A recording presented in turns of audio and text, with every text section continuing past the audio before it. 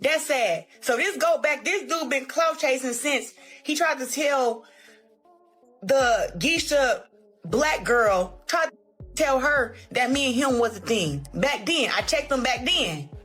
So when I realized that his page got all this stuff about me on his page. Y'all, when it comes to Claressa, I'm starting to get a little soft spot for her. I really am. I really feel sorry for her. It began with a moment that was hard to ignore, something bold, almost too brazen to believe. She didn't lower her voice. She didn't dress it up or ease into it carefully. She said it plainly, directly, like someone announcing a victory they'd been waiting to share. The statement itself was short, but the weight behind it was anything but. She had taken another woman's husband, and the way she carried herself, you'd think that made her the winner in this story. For a while, it genuinely seemed like she believed that. The confidence wasn't quiet or subtle. It was front and center. The energy around her was loud, the presentation was assured, and everything about how she held herself suggested the matter was closed, the outcome already decided. And like I said, Cruz and Remy spent time together on Christmas. I got pictures of them together. I ain't even... The internet couldn't pull itself away. Every post, every clip, every public appearance became something people dissected like episodes of a show they couldn't stop watching. It had moved beyond gossip. It felt like something actually unfolding, real time, no script.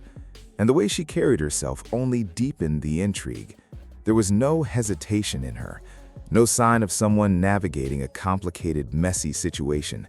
She looked like someone who had already secured exactly what she came for.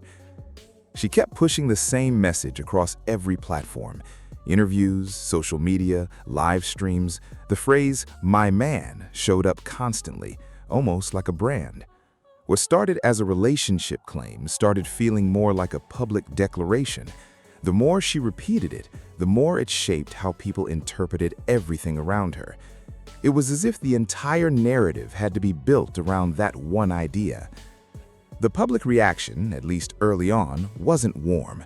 Most people responded with skepticism, raised eyebrows, quiet judgment, the sense that the whole situation was messier than it was being presented. But messy and unpredictable kept people watching. And for a stretch of time, she genuinely appeared to be in control of how the story was being told. Then Tasha K entered the conversation. Reports began circulating that she had started speaking openly, sharing claims that, according to those reports, lined up with what people had already been saying privately for some time. One account described feeling sorry for Claressa after she allegedly spent $30,000 only to see that money end up going back to Papoose. According to these same reports, Papoose is no longer with Claressa. He has reportedly returned to his wife, Remy Ma. Sources described as close to Remy Ma's circle claimed that the man Claressa once publicly referred to as her forever made a sudden, quiet decision, packed his belongings, flew back to New York, and reconnected with his wife. No statement, no public explanation, just a quiet exit that reportedly changed everything overnight. And Claressa spent Christmas alone in the Louis Vuitton store, racking up about $30,000. And after that, a silence settled in, the kind that somehow says more than words ever could. Calls went unanswered, messages sat unopened. From the outside, everything was playing out in full view, with tension and emotional fallout unfolding in front of an audience that never stopped watching. The sense of control began to fade. Things were slipping. Then the story shifted again. People online started noticing that Claressa's outfits, jewelry, travel locations, and poses were bearing a striking resemblance to Remy Ma's. What some initially dismissed as coincidence started being described as a pattern. The conversation grew fast. Then came the tattoo claim, which intensified reactions even further. Through all of it, Remy Ma stayed composed and distant. No public response, no engagement. She continued showing up for her family, still wearing her ring, living as if the noise simply didn't reach her. Reports of Remy Ma and Papoose being under the same roof added another layer of confusion. Then another claim emerged, suggesting Claressa may have only been involved during a privately managed period within the marriage, never truly replacing anyone. At that point, this no longer resembled a straightforward love triangle. It had become something far more layered, tangled in perception, timing, and the way everything had played out publicly. The narrative people originally accepted was beginning to crack. Attention shifted to how Claressa had lost control of the story she once seemed to own. Papoose appeared to move between both situations without ever fully committing in public. Remy Ma's silence, meanwhile, had quietly become its own kind of statement. Reports that Claressa spent holidays alone and continued making luxury purchases only added more fuel to an already growing online conversation. What once read as confidence was now being reframed by many as a very public unraveling. In the beginning, Claressa seemed completely certain, every move reinforcing the image of someone who had already won. But over time, that confidence began to look different. Her posts grew frequent and more intense, carrying the energy of someone trying to prove something rather than simply living it. The gap between the image being projected and the reality underneath started becoming visible. Claims surfaced suggesting the situation was never as settled as it appeared. The marriage she believed was finished may not have actually ended. The woman she thought she had replaced may never have lost her place.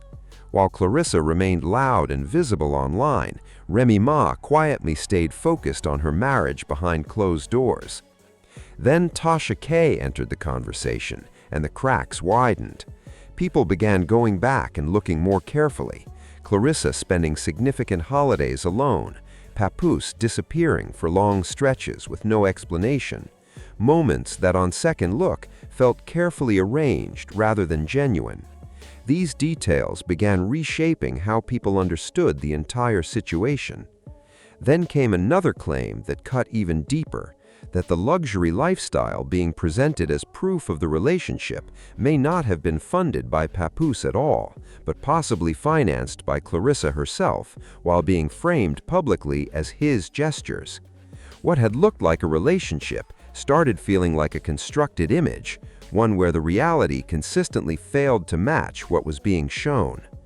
People began revisiting old clips. Moments that once seemed natural now looked rehearsed in hindsight.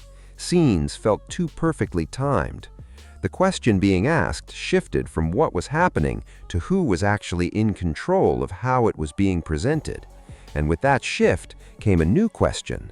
Was Claressa genuinely being chosen, or was she playing a role in something far more complicated than she realized?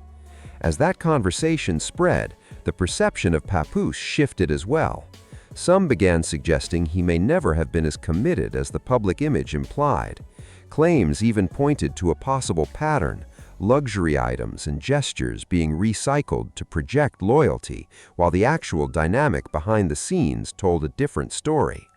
The situation was now being described in broader terms, a married man connected to multiple women, adjusting his presence depending on the moment and the audience.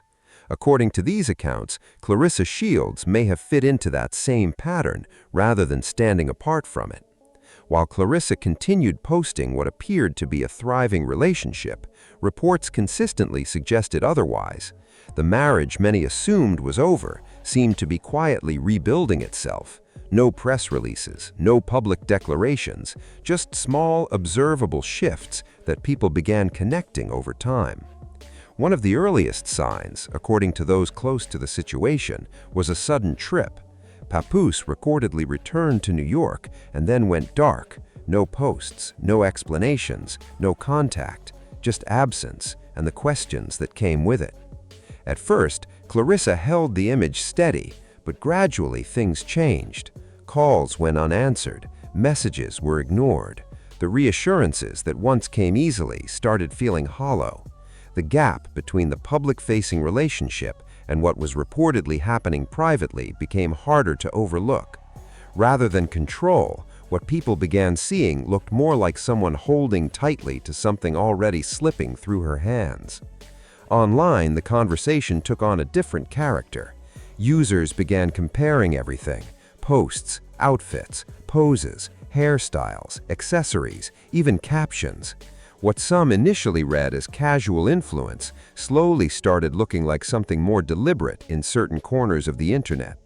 The framing moved from inspiration to imitation, with discussions growing sharper around whether the space Claressa believed she occupied had ever truly been available to her. Then the tattoo claim arrived and changed the temperature entirely.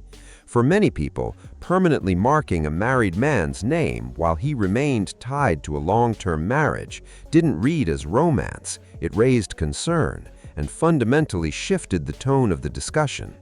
Against the backdrop of everything else being said, it made the situation look less like a clear choice and more like someone caught in something far less stable than it had been presented. A pattern had become visible over time. Claressa showed up at events, online, consistently. Papoose was frequently absent, and that absence was being noticed. Remy Ma, meanwhile, continued appearing calm and grounded, present with her family, still wearing her ring, as if the outside noise had never touched her world. Then financial claims entered the picture, adding another complicated dimension. By this point, the story had clearly moved well past what it originally appeared to be. What once looked like a relationship from a position of strength now rested almost entirely on Claressa's effort to sustain an image that was quietly coming apart. The marriage many assumed was over seemed to be quietly rebuilding itself. No press releases, no public declarations, just small, observable shifts that people began to piece together over time. Watching it unfold, many observers felt they weren't just witnessing a relationship fall apart. They were watching someone lose their grip on a narrative, emotionally, financially, and publicly in real time, in front of a very large audience. As the situation reached that point, some stopped